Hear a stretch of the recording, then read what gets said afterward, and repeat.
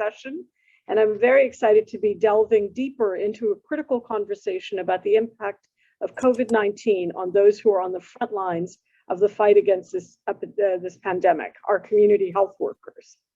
The pandemic has been a stark reminder of the critical role that health workers play. Pandemics such as HIV, TB, and now COVID-19 have shown us that community health workers are indeed the foundation on which resilient health systems are built. Despite this, community health workers, especially the majority of whom are women, 70% globally, the global workforce of community health workers is women, are typically forced to operate in increasingly resource-strained environments and working conditions that have left them even more vulnerable to the impact of COVID-19. And we know that they face unique challenges such as unequal pay, violence, sexual harassment, and restricted mobility. Now, perhaps more than ever, we must put in the work to ensure that community health workers, especially women, are treated with dignity and empowered to deliver these services, especially to the most vulnerable in our communities. This means empowering women and advancing women's leadership. In this session, we're going to be looking to our panelists to unpack some of the challenges faced by community health workers and highlight some of the key solutions to addressing these challenges. To guide us on this journey, we have four amazing panelists. Please join me in welcoming Shivani Mehta, who's the Executive Director of CORO India, Kaveri Mayra, midwifery nursing researcher, Dr. Schola Matovu, Assistant Professor, University of Utah College of Nursing, and Marion, who's the Liberia Country Director for Last Mile Health. Thank you so much for being here today. So let me start with a question for all panelists, and I'm going to ask all the panelists to take up to 3 minutes to respond so we can have a bit of a dialogue and some follow-up questions. So to all of you, let's start.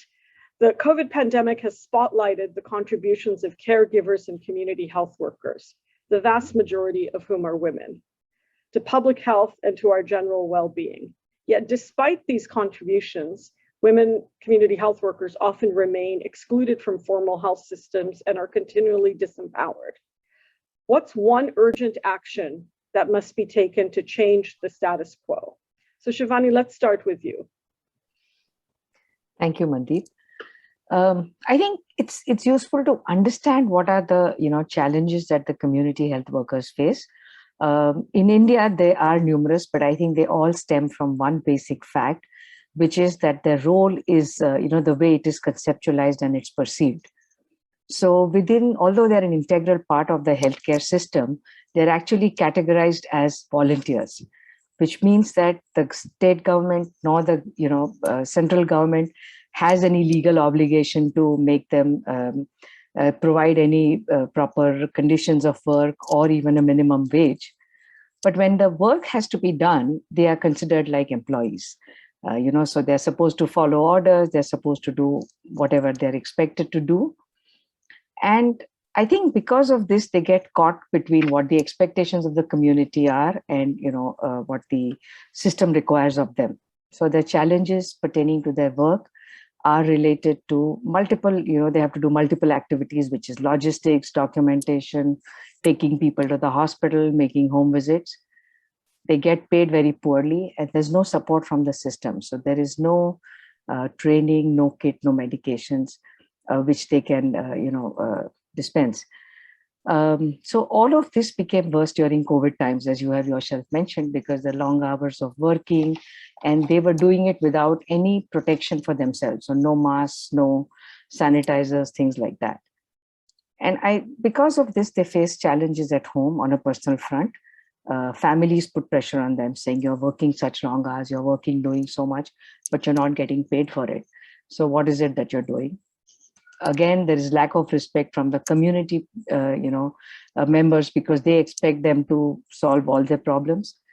More importantly, the health system does not recognize their contribution. So all of this leads to a lot of difficulties in working for the people in the community, and I'm sure some of the other panelists will come up with a lot more because they basically work in the area of health. But to my mind, this one thing where their efforts and recognition is not being recognized is what needs to change. First, For starters, they must be accepted as a formal part of the healthcare system in the country with proper pay, proper conditions of working. But that's only the beginning. I think what is more important is that we understand that the health workers are actually very, very critical parts of the community. They are actually leaders in their community because they work closely with all the people in the community and they know them intimately. And they can actually become catalysts for change, not just for the health outcomes, but all sorts of other change that you would like to bring about. So it's important that we start considering them as leaders and preparing them as such, and making them, feel like leaders instead of just volunteers. And I think that would be, to my mind, the one thing which would bring about a big change in how they are perceived and how they are actually able to achieve their, whatever is expected from them, and bring about change and transformation. Thank you, Shivani. I think that's brilliant. And I think two really important points I want to profile there. One about the formal inclusion in the system so that people are paid and they have proper working conditions, are able to protect themselves. And then I think your last point, which I think was super critical, that they are recognized and empowered as leaders because they can be really powerful catalysts for change. Fantastic. Okay, let's move over to Kaveri Mayra now. Kaveri, what is the one urgent action that must be taken to change the status quo for women community health workers? Thank you so much. I think most of 2 minutes of my content that I thought I will say has been covered by Shivani already, but I think that tells something as well on how we keep repeating these messages again and again, and it shows how little has changed. So I really stand on the shoulders of all these senior leaders who have been saying this time and again. And I think it will be heard louder if the message was to be repeated at the policy level. What Shivani mentioned, exactly, that is how women in our houses are treated, dispensable, right? They do all this work, but I mean, of course, they're doing it voluntary. It's an extension of their household work. So we don't want to, pay that much attention. And there's just so much lip service on how these community health workers are the backbone, of our healthcare delivery system. And just by accepting that fact, we feel we have done enough, because monetary incentives or payment or salary, we don't consider them good enough or equal enough. I don't think it's an issue of whether they have to still prove they are leaders or not. Mainly because of 2 years of living in a virtual world, we have had enough examples of these community health leaders coming up on similar platforms and speaking their mind, sharing their challenges, giving out these solutions. So I think it's quite a proven fact that they have the capacity, but it's really about including them at the policy level, giving them not a seat at the table, but then having a room full of them, and then having a way of finding a seat where these health system current leaders may think, if we don't get a seat on these community health workers table, then our health system will just crumble because they are the backbone there, right? And regulation and self-governance is, I think, the main point here. Until we bring those in, it will be very, very difficult to draw any kind of policy, implement any kind of these structures and give them this kind of formal power. So I think we really need to start discussing about and investing in policies and look into regulation. Thank you. Thank you so much, Kaveri. And I think this builds very nicely on Shivani's point. And how do you empower women's leadership as community health workers? And you're saying we really need to hear this and action this at the policy level. We need to give women a place at the decision-making table and explore formalizing policies and regulations to take this forward. Fantastic. Marion, let me go over to you, and then I'm going to come back to Dr. Schola Matovu as the last intervention on this round. Marion, what is the one urgent action that must be taken to change the status quo for women community health workers?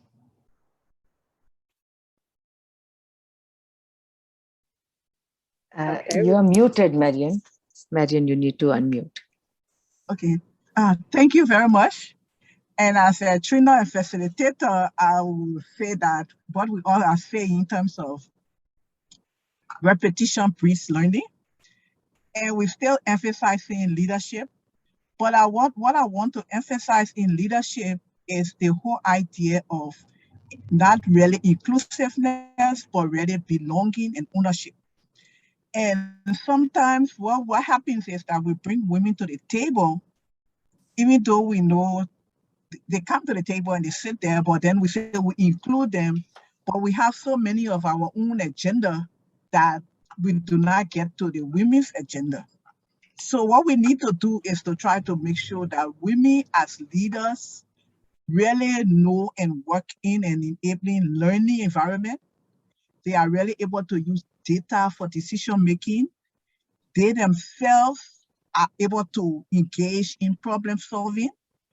If we can do those kind of things and make sure that we're looking at collective leadership, not only at the top, it's very important at the policy level, but it's also important at all levels, all the way going down to the communities. Sometimes you find, like in a country like Liberia, you have women, even if we went to the communities, you have women who are part of the community structure. But when we came to the community health worker, we had less than 17% of them who are women, more or less leaders. So we need to really it comes back over the whole country, right? We're talking about 17% of the health workforce globally are women, but only 25% of them are leaders. So we want to make sure that we change that and we bring them into a collective, inclusive, but more ownership and extensive belonging that women can now make the decisions and implement the decisions and follow up with other women. Thank you. Thank you so much, Marion. And I think very important points about really shifting the dynamic in terms of having women in leadership roles, in terms of having the tools, being able to use data to make decisions, and really just being critical in terms of having, in addition to the tools, but having the supportive policy and other environment to help them in their work. And I really like this juxtaposition of those 70% of community health workers are women. Only 25% are in leadership roles in global health, and I think that's something that really needs to shift. We need to really shift the 25% figure. Okay. Last but most certainly not least, Dr. Schola Matovu, over to you. What's the one urgent action that must be taken to change the status quo? Thank you, Mandeep, for facilitating this important conversation. I wish I was going to say that there was something different that I had to say that all the ladies have already said. I mean, we know the statistics, and you've all mentioned that about a lack of representation. And it's no coincidence is that lack of representation continues to be less women at the table, and so we just have to ensure that in all our different capacities, we have to be able to disrupt that pattern in which global health continues to be led by men and delivered by women. And so we have to, in our different capacities, advocate for that, allowing, community health workers to realize the leadership potential in themselves in order to be able to be a part of that change that we want to see. So I could not say it any better than the ladies have already said that. I would just reiterate that that's critical, and we need to do that the best that we can. Thank you so much. And I think strong messages need to be repeated. So I'm glad there's been so much synergy across our four panelists. And I think the experience and the very concrete actions that you've outlined are very important. And I think we're gonna build on those in the next part of our conversation. And that is community health workers as leaders. So Shivani, let me start with you again. Your organization, CORO, comes from a historic legacy in India of social mobilization for grassroots leadership among women. From your experience, how can countries learn from this unique Indian history to reimagine women's leadership in global health? I think some points have already been made by Dr. Matovu and Marion. But let me begin by explaining what is the core philosophy with which CORO works. We believe that for any change or transformation to be sustained, it must come from within. And therefore, change must be initiated and led by people at the grassroots. Because any leadership, for it to be powerful and effective, it requires an emotional and intellectual connect with the cause. The grassroots context is actually filled with examples of discrimination, deprivation, and exclusions. So we have seen in our experience that in all domains, including health, it is the personal lived realities and the experiences which act as the biggest motivator to bring about change, to become a change maker and change leader. So this mental shift which needs to happen from being a victim to becoming a maker of change for self as well as for the community is the most important part in the leadership process. And once that is done, once people realize their own power, there is also an innate desire for dignity, which will make this the drivers of change at the grassroots leadership level. So essentially, when people can translate their own experiences into leadership, the impact is phenomenal. And CORO has been working in this area of leadership at the grassroots. And when I'm talking of leadership, it does not necessarily mean leadership at a hierarchical level, but being leaders of the community, bringing about change, making, even incremental changes in the community. I think that's the important definition of a leader. So we run a grassroots leadership development program, which is basically a flagship program. And under this, we work with people from the community. They undergo a 1 year, I won't call it a training because it's more dialogue, sharing of experiences where both of us, the team members of CORO as well as the people we are working with, learn a lot. And initially it begins with this understanding self or mindset shift, wherein they become aware of their own ability to impact things or their power. Once they have realized the power within, we help them understand the context that they work in, the dynamics, how to identify issues, and then we equip them with skills, like Marion said, with problem solving, and actually, applying what they have learned into the real context of their work. So we've been doing this for about 13 years now, and we've trained 1,300 plus leaders. And because each of them is impacting more people, we probably have influenced about 2.5 million people.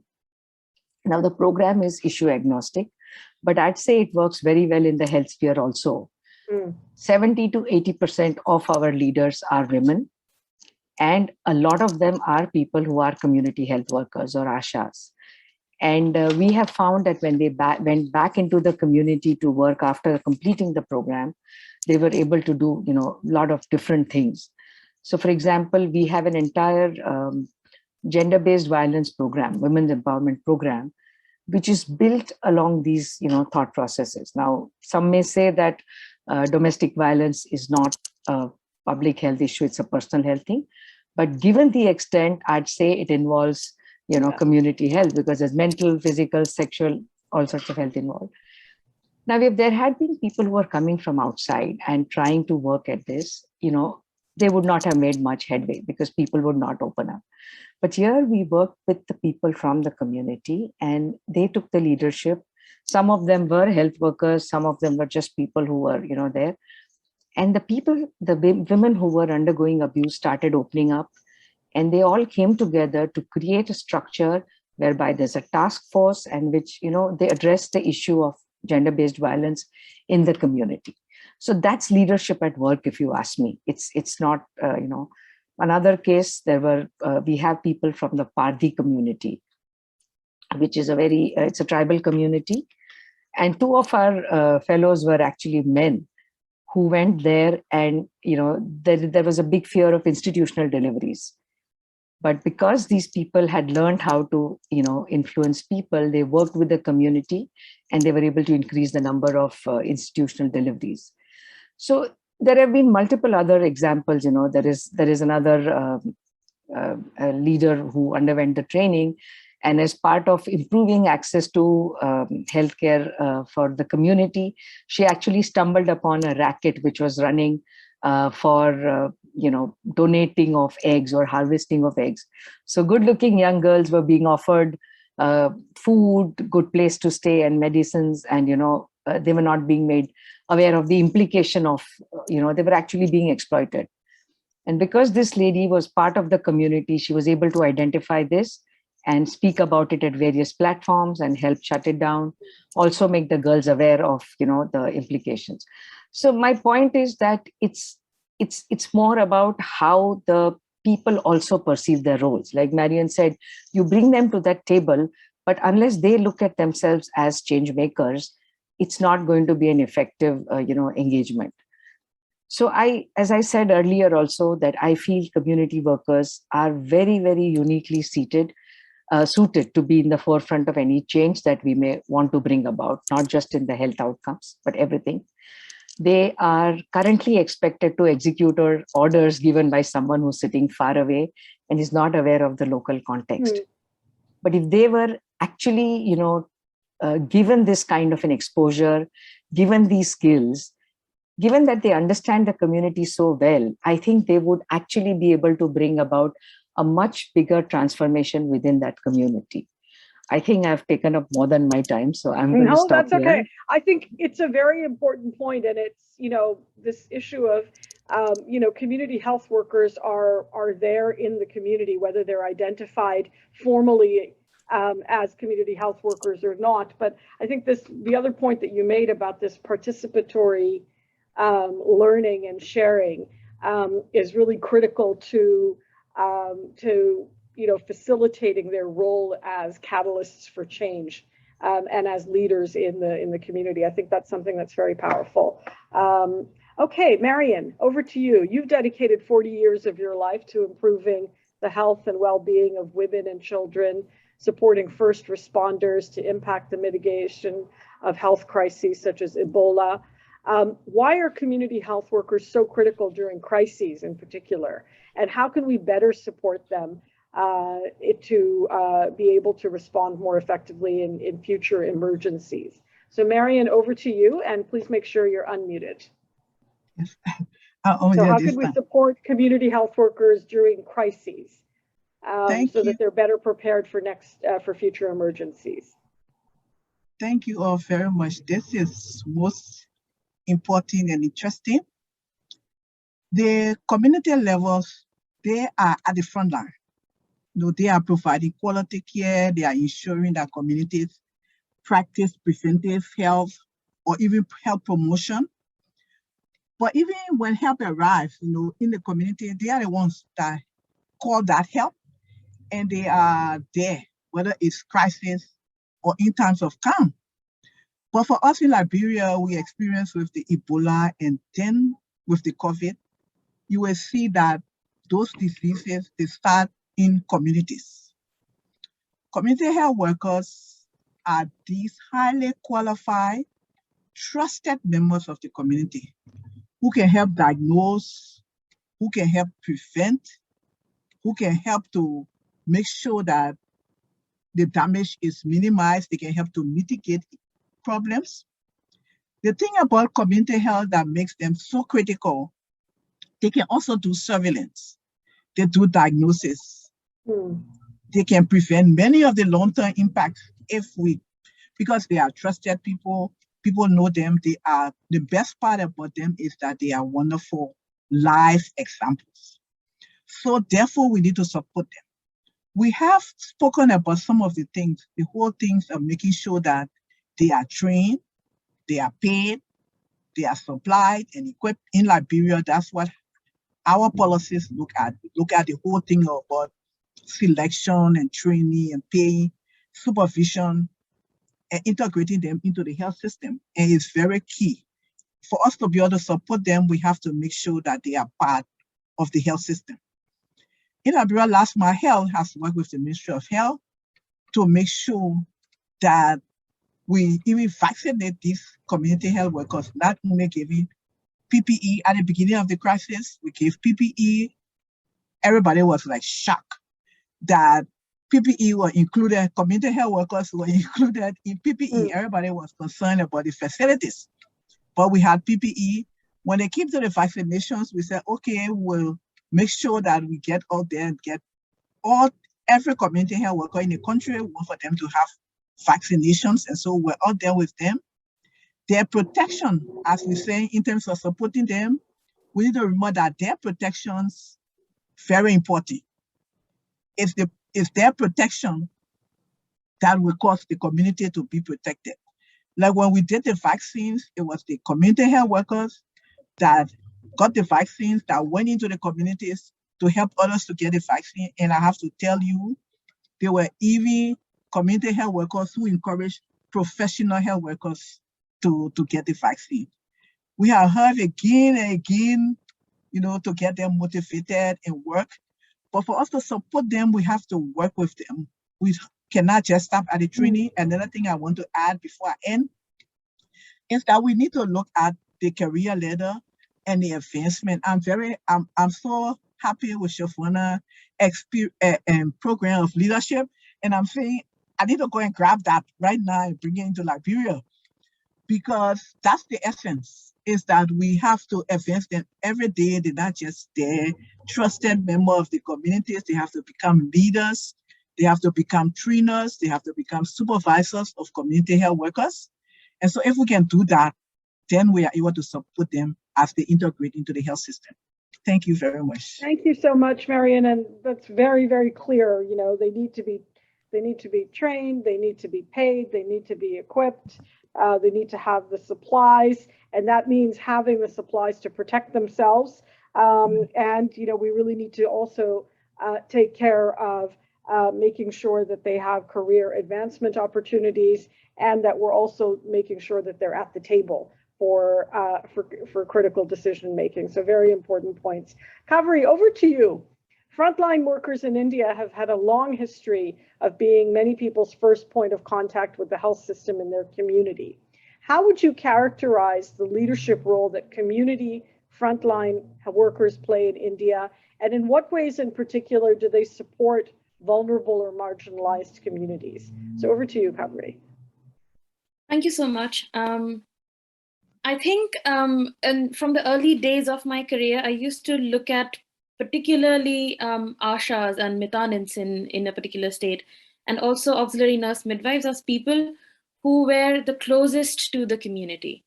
It used to also be said that in these villages, often Ashas and Mitanins and ANMs, they are people who are, taking care of their own family members. It's their maternal side or it's their in-laws side. So it's basically they're playing that role of a daughter, a wife, a mother, and a daughter-in-law. So those extensions they are playing in the community. And the reason I bring that out is because the vulnerabilities that we talk about, the marginalization that we talk about, these are also the leaders who represent that the most, because it is them. These are experiences that they see up close, because it's true that these are their families, which is why they are, dispensable, which is why we want them to be voluntary. I want to go off topic a little bit in terms of how they serve. There is no replacement of that, but also to shine some light on the plight of these care workers, because like I said, these are exactly the vulnerable people who are taking care of the population. The issue is about discrimination at a particular level, which begins from bottom up. And this discrimination, I think, as other speakers are also talking about in terms of giving out the logistics, and especially in terms of COVID, we understand how important their role was. But when it comes to logistical and resource distribution, we had found so much discrimination in terms of what kind of PPE was given to them. We protected our doctors, we protected our healthcare providers who are up in the medical hierarchy, but we didn't care much about protecting. Like, we gave the bare minimum to the Ashas, to the ANMs, for them to do the job, even though they were the closest in this battle, right? But we did not give them the best of ammunition to fight this. And people and how more we can get done, even with the least resources that we can give them. It's all, coming down from patriarchy. We can't escape that. But I think I'm going back to my point on, we really need to do these three things about listening to them, which we are doing quite a bit, given we have all been stuck in our houses and not been able to go out. We have attended n numbers of Zoom meetings and conferences. So we, I think, have developed a little bit of a habit of listening, because we are not able to escape anymore. We are not traveling. We have so much time in hand. But the other thing we are not doing is about learning. We still don't feel that there are important lessons to learn from these grassroots workers, these leaders, these community midwives and nurses, auxiliary nurse midwives, ashas, Anganwadi workers. We don't think there is anything we can learn from them that they can bring to these tables I keep talking about. And also then it should lead to their inclusion at a level where they can make these changes, right? And them making that change will mean they have to make space. So this is where I'm bringing the third L, and I'm calling lean out, because we keep always trying to raise others' issues. We kind of gather and populate these tables with ourselves, and we say we are bringing those voices without giving those voices a chance on that table.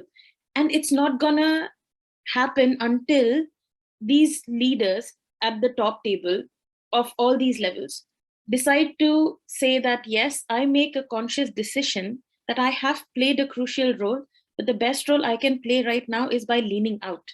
So I can empty that seat and have someone else occupy it, because there's so much that, in terms of development, in terms of knowledge generation, in terms of implementation, in terms of making a difference in the lives of these vulnerable and marginalized communities we keep talking about, those are the voices that need to be on this table. So it's not just extending the table, it's not just adding more chairs, it's about not just listening, but also learning and then leaning out so that we can make space for them. Great space. Thank you so much. I think that's very powerful message. And I really particularly also really like the point about, these women are community health workers, are leaders already. And it's about making space and it's about, creating the environment in which they could really lean in, as you say, on the decision making and setting policies for the work that they do. And this point about discrimination, and how that comes from prevailing gender norms and patriarchy, and how that impacts community health workers, I think is a very important one to keep in the forefront of our mind. But listening, learning, and leadership all go together very clearly. And I think you've explained that very, very powerfully. So let's go to Schola now. At the Nurse to Nurse Global Initiative, you work on promoting the health and dignity of marginalized patient populations by empowering and advancing the leadership and professional development of the nurses that serve them. What do you see as obstacles and opportunities for advancing nurses and community health workers, especially those who are serving marginalized populations, and how do we advance them into leadership roles? And the one point which Kaveri made, which I thought was quite interesting, was that actually the experience of vulnerability and marginalization is also the experience, the lived reality of community health workers. So that's an important perspective as well. It's not just about the populations that they're serving, but it's also their own lived reality. So Schola, over to you. What are the obstacles and opportunities for advancing nurses and community health workers, especially those serving marginalized populations? How do we get them into these leadership roles? Schola, over to you. Thank you again, Dr. Dhaliwal, and thank you all for your insights that you've shared, that some of which I will reiterate as well. I'm just a nurse. I just want to do my job and clock out. That is one of the biggest obstacles, I think. That mindset and the common sentiment that is shared by many nurses, and I'm sure other community workers as well, but of course mine is a nursing perspective. But that is a common sentiment the nurses often have and health workers everywhere when they're too overwhelmed by the demands of their jobs and the occupational barriers that they're dealing with on the daily basis. They hinder them from providing quality and safe patient care. But these attitudes are quite disempowering in themselves, very self-limiting, and they have a powerful influence in terms of determining nurses' behaviors, for example, whether it comes to lacking initiative, to seek out opportunities, professional or leadership development, or the inability to be able to provide self-patient care because of their own self-limiting attitude about who they are and what their contribution is. But we also know that these attitudes and the related behavior do not exist or occur in a vacuum, but they are rather perpetuated by their own immediate work environments and culture, but also the global or wider environment in which they are situated. For example, nurses, especially those in underserved settings, are prepared in academic institutions and later work into settings where they are not nurtured to grow, whether through mentorship or any other formal kind of programs. The myth that nurses eat their young is unfortunately reality for so many of these nurses. Also, nurses have reported feeling undermined by their interdisciplinary colleagues, especially given the predominantly masculine social and healthcare culture in which they're embedded. Mm. Now, Marion also mentioned how respected these individuals are, and indeed they are. But at some level, especially the community level, you find that they may be perceived incompetent by the populations that they serve, and yet they are the largest healthcare workforce that is accessible to so many. You see, there's almost that double-edged sword as well. And this, to me, it's not surprising. It stems from the fact that they are predominantly female. As a profession. And so you see nurses and community health workers, especially those who are serving marginalized populations, are severely impacted at multiple levels. And that hinders them from seeking leadership roles, which could otherwise enable them to effectively advocate for themselves and for the patients who they care for. And unfortunately, opportunities for their advancement are extremely limited to non-existent. Especially given the deep-rooted structural, gender, and economic inequities that they're already experiencing. And so efforts have to be made, one, to create more equitable opportunities for leadership development, so that they can learn, one, the leadership potential in themselves, how to lead with others, and how to lead change and lead organizations in which they're embedded. But also the second part is that we need to increase, as we've already all established, increase representation for the nurses and other health workers as well at the top and at the table and in conference rooms where the critical decisions are made that not only impact individuals but also general population health worldwide.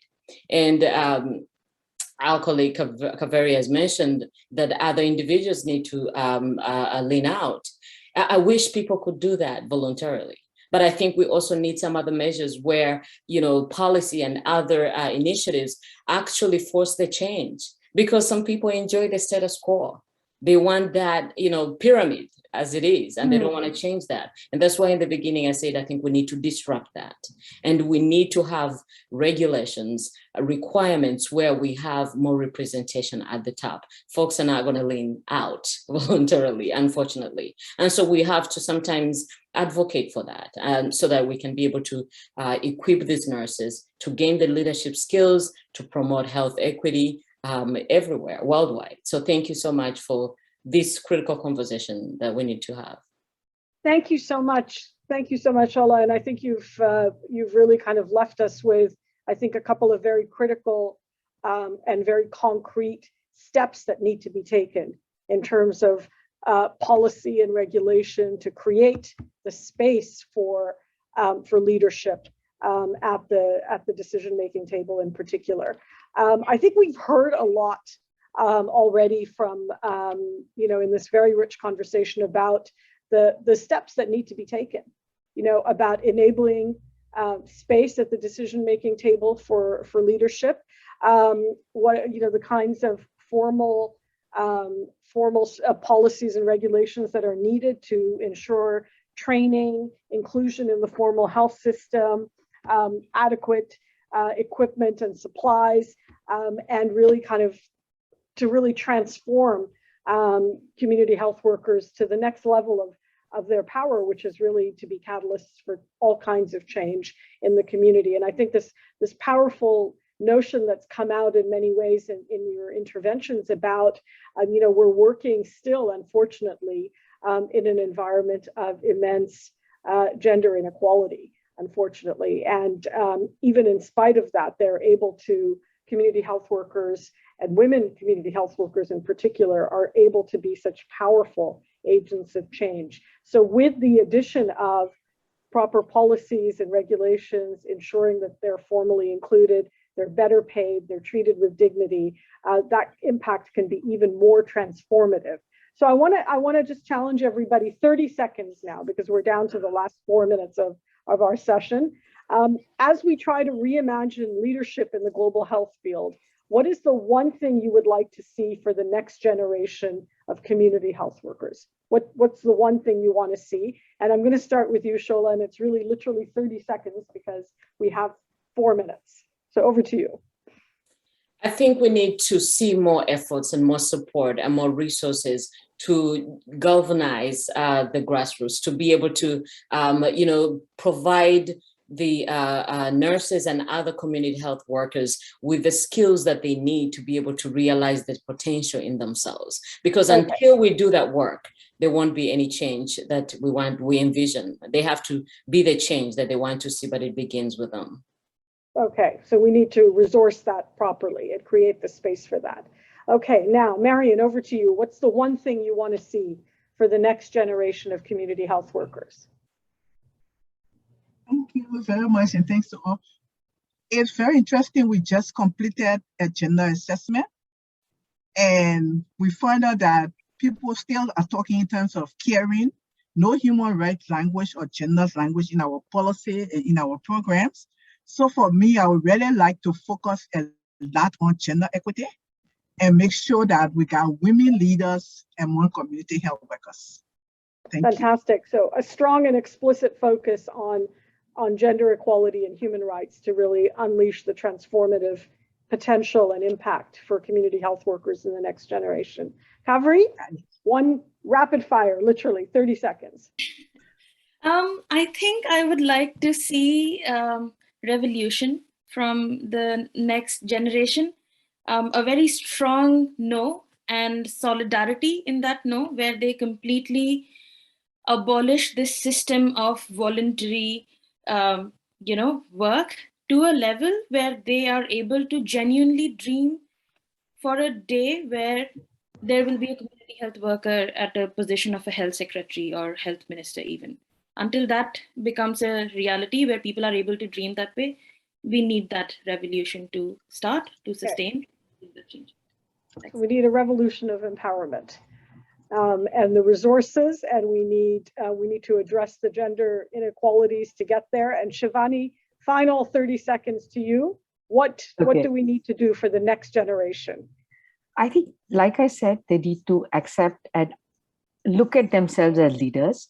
The other thing is that we find, while most of them come from, similar backgrounds, there are still boundaries within them, caste, class, whatever. So at some level, they all need to come together. And when Kaveri said solidarity, I think it's when all, health workers come together and are able to present a united front, maybe we will see more action happening at other levels. So, thank you so much. That's wonderful. Then it's a wonderful note to end on. Colleagues, and to everyone listening, first of all, a big thank you to these extraordinary panelists. You're all inspiring in so many ways, and I think it's been a fantastic conversation from the concrete to the inspirational in terms of how we can really unleash the transformative power of community health workers, and especially women community health workers who are critical during crises and dealing with pandemics. We need to include them more effectively in policies. We need to create more space for them. We need to resource them, and we need to create the environment for them to be able to unleash their leadership and their power. So with that, a big thank you to everybody, and let's go over now to the poetry reading And I encourage everyone who's online and listening and our panelists to move over to the poetry reading now for some further inspiration. Thank you. Thanks, everybody. Thank you. Thank you.